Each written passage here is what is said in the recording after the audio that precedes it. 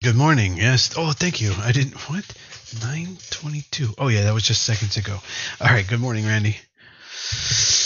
Yes, and I hope you're feeling better too. What are we talking about? Yeah, no, I do feel better, but I hope it sticks. I hope I don't start to get worse over time here today. All right. So before the market opens, we must have had some minor economic data that caused the market to tank at 8:30. Let me check because the major market data doesn't show anything. Oh, it's just one of the Feds made some remarks already. Fed Goolsbee. Hmm. Doesn't make any sense that it would drop.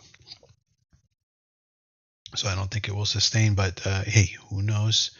I don't. I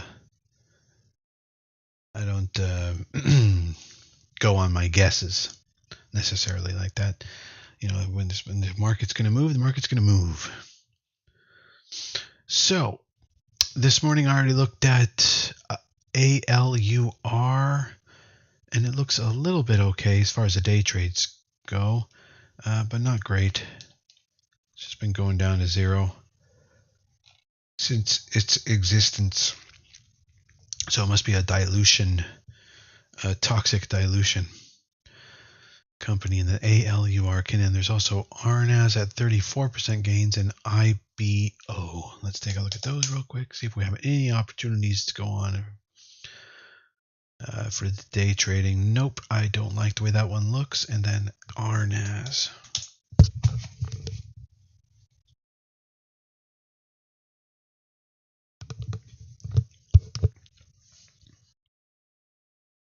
RNAS. Yeah, no, that it keeps pulling back every time it pops. That's dangerous price action. Nope, I don't like RNAS either. So anyway, those are day trade opportunities above 40%. You also have PNBK at 42%. PNBK. Nope. And so we have nothing over 100%, nothing over 80%. And when that happens, that's not good. We like to have more than two, maybe three or four over 80 or 100% in order to have the confidence to take any day trade opportunities. And there is not. So we'll just watch the market open in about 5 minutes from now.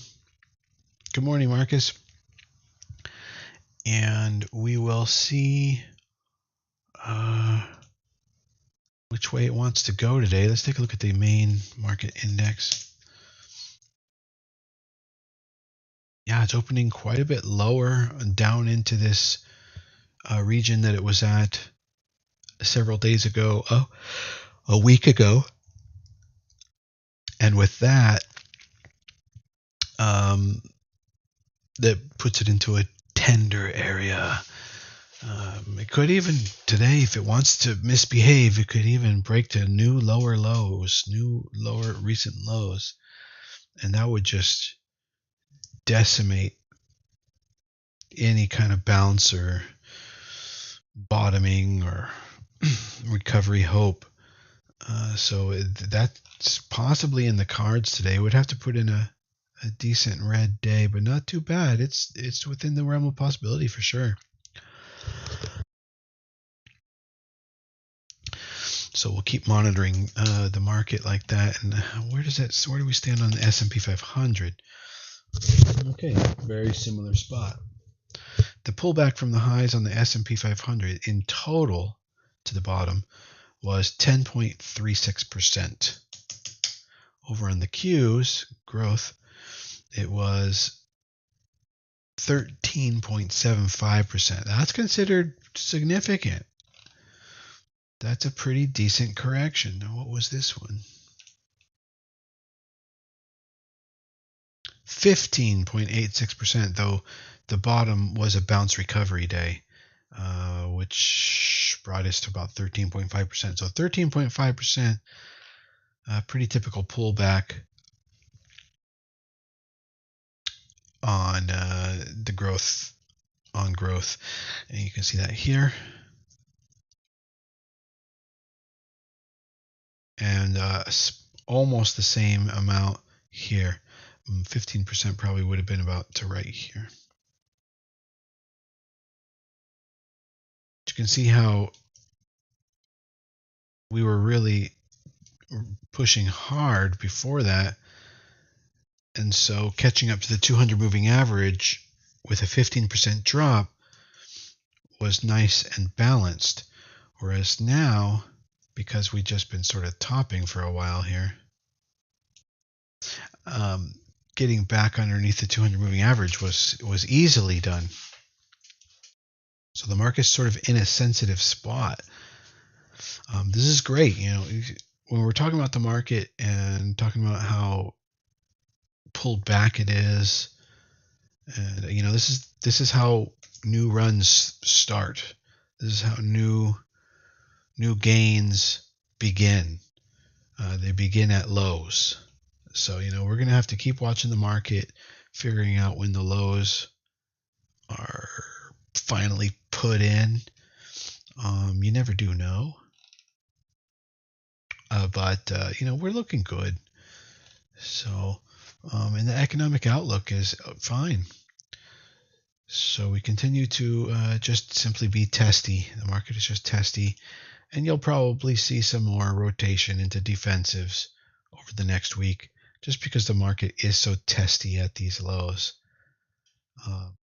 What we would like to see is a strong green day coming off of that bottom on above average volume. I mean, it could be even volume that's above any of these prior green days here. These are the volume levels here.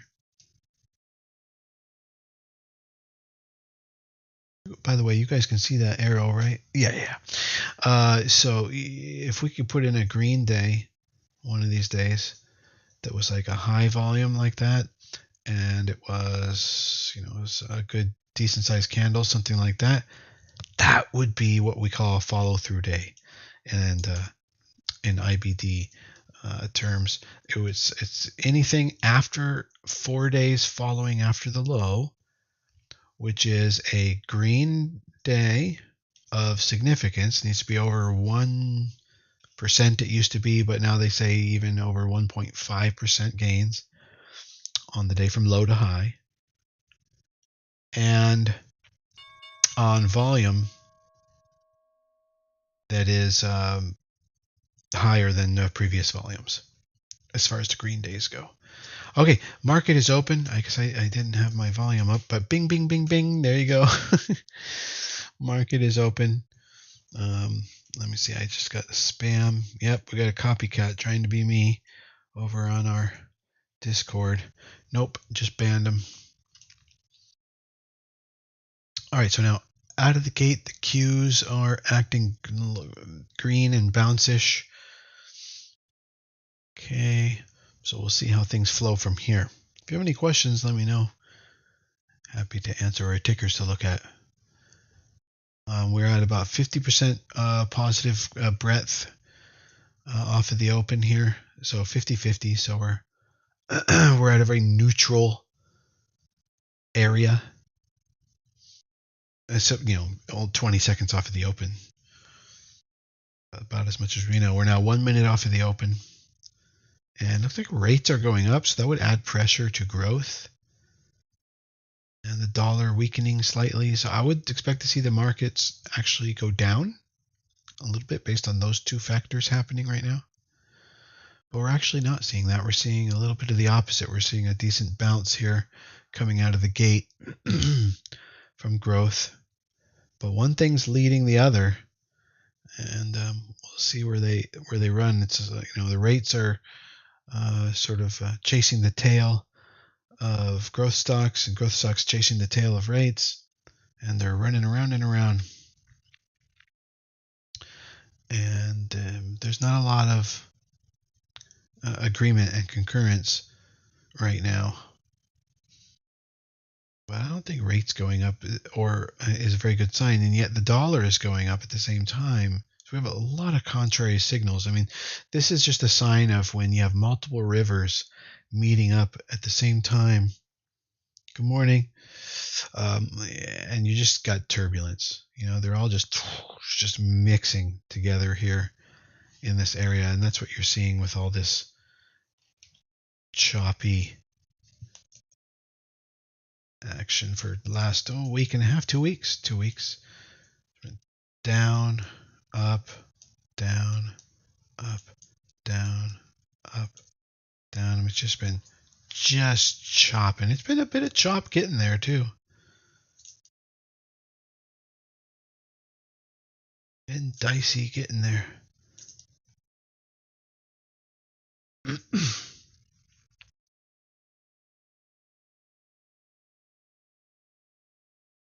And now the market is coming down a little bit off of the open. Remember I said it was sort of bouncing and being green.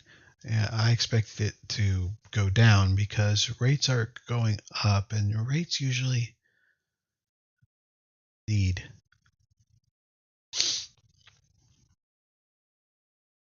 Usually.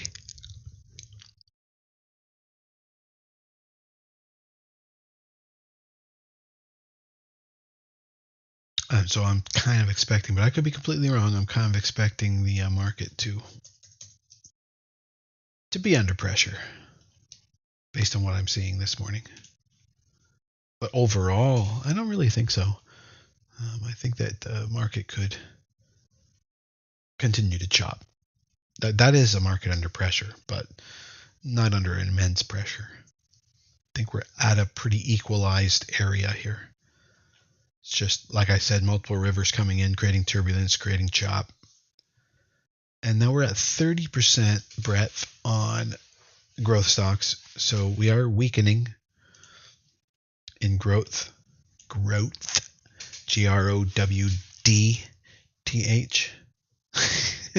Growth. But yeah, I think there's going to be a bit of a nothing day so far from what I'm seeing. We are almost into the 5th minute now off of the open, and I'm not really running after anything. It's like Tesla's up 2.5% from yesterday's high. No, from today's open. So Tesla's having a nice green moment. And even that looks small. Like, even that is insignificant. But it is acting kind of bottomy. Consider this somewhat of an entry on Tesla with a stop at. I mean, if you could muster it. 217. Oh, did I say 217? No. 223. The stop would be 223. The low back here is 217. You don't need to really put your stop over there. You can put it at 223. Entry right now is at 240 on Tesla. So that's $17 a risk per share to your stop. So if you don't want to lose $100, you buy like 5 or 6 shares. And you stop out at 223. But this is just, I'm just talking. I'm not saying that this is an entry to do at this moment. I think we need to see how this day goes. We have plenty of opportunity to be patient here. See how all of this susses out. Actually, rates are pulling back now, so that's going to create some contrary balance in the growth market. And so, we're moving down on growth and value and industrials all at the same time, and the dollar's pulling back. So, and some of these are contrary indicators. They're reverse correlated. So this is all just too much agreement in direction, everything moving down like that at the same time. And it's not sustainable. So we're probably seeing this is just random turbulence. It's the dog chasing the tail of each other. Everybody's chasing everybody's tail and just going round and around this area here. And in general, I think we do have a decent bottom put in and are going to recover. So, but in the meantime, we're just swishing and swirling and whiplashing about in this area. And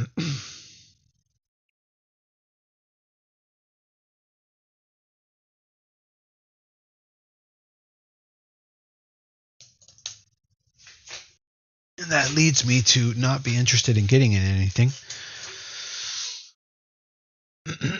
And not taking any bets, I guess you could say. Tesla not having great time at the moment. No, I think it's a good time to let Tesla do whatever it needs to do, which I think is depreciate a bit.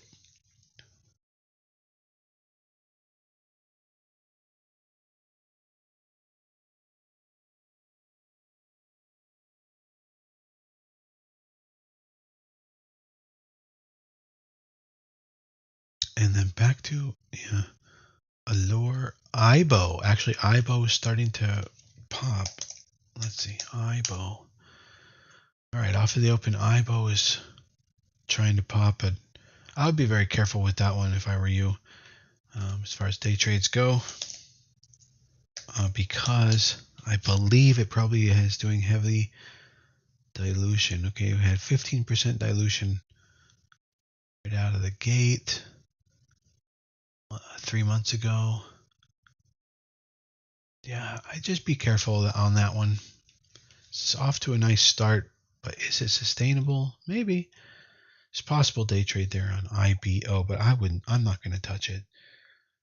I think I want the market to be a little bit better, in better shape. And in fact, if you go to IWM, which are small caps, yeah, you can see today's a bit of a red day. But everybody's chopping. Everybody's chopping, and I'm not going to single out any particular stock as an entry opportunity per se, though sometimes that can switch on a dime. Meta, I haven't looked at that for a while.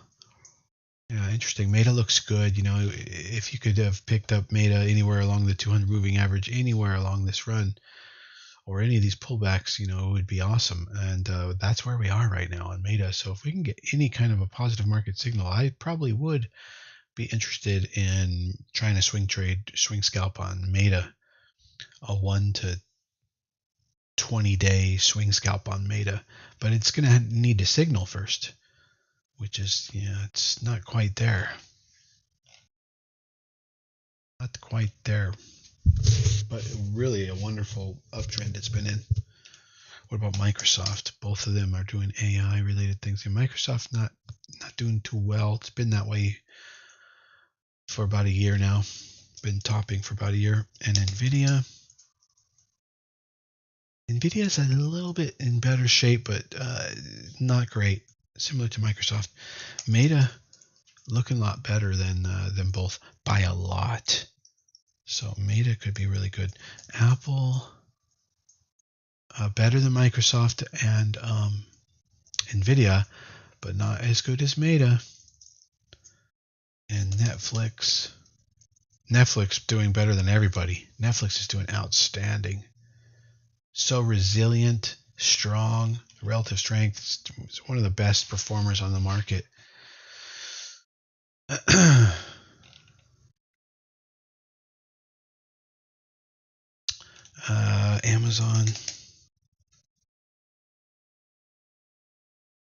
Amazon's pulled back very similarly to the growth market, QQQ. And then Google,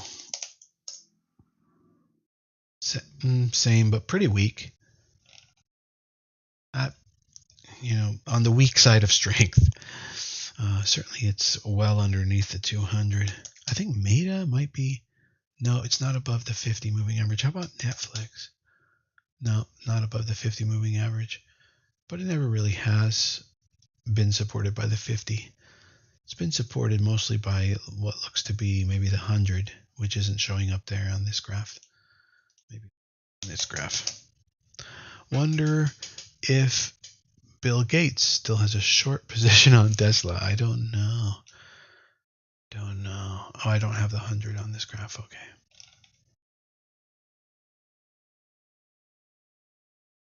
Well, I'll tell you what. I think that's about all we really need to worry about this morning. Okay, it's Friday. It's typically a low volume day. I don't usually live stream on Friday mornings, but we didn't do masterclass last night, and I feel a little better this morning, so here I am. But as you can see, this is why we don't really do too much live streaming on Friday. We got a little bit of a, I mean, that probably helps you strategize and understand things where we're at. I'll take one quick look at the economic calendar to remind you that we really don't have too much next week. We have PMI on Monday, and then on Tuesday, home prices and consumer confidence. Wednesday, durable goods. But I think it's going to be Thursday next week. GDP growth rate quarter over quarter final revision numbers. So it's not even a surprise. It's the original numbers. It's that 3 months have gone by, and finally we're going to get the what does it look like where we've settled, and it's useful information. So when we get that update on Thursday morning, next week, Thursday morning, that's really what everybody's kind of waiting for. In the meantime, the shackles are off the market, so it can do whatever it wants to do. It's just it doesn't want to. Friday, kind of a weekday typically. So we have Monday, Tuesday, Wednesday next week, unshackled to do a little bit of this, a little bit of that. I don't know what's going to come of that. And then Thursday, GDP final numbers, that's going to be important. So until then, the market is probably just going to pitter-patter, meander around and act like multiple rivers converging and chopping and creating just turbulence. It's just rotation. We are at about 50% breadth again in growth, so that's good at the moment, but it's waning back and forth. It hasn't been over 50%. It's oscillating on the side of 10% to 50%. So sure. That's not really positive. There's no positive trend yet, but that could happen, and we could get a nice green day. So I'll be in the group over in the Discord. Feel free to message me there if you need any help with anything. And I'll be poking in and mentioning anything important going on or any opportunities as I have. But other than that, you guys have a great weekend. And I'll see you on Monday. See you in the group before then. All right. Take care, everybody.